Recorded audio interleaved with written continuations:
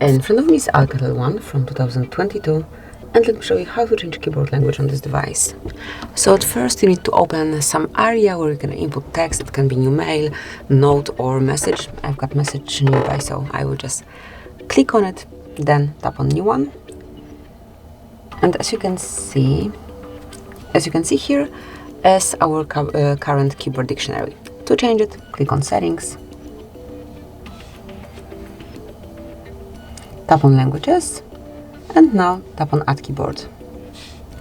Pick whichever language you would like to apply, then click on done and remove unnecessary languages to have one language only. Obviously, if you would like to have more than one, smoothly pick them. And as you can see, it has been already applied.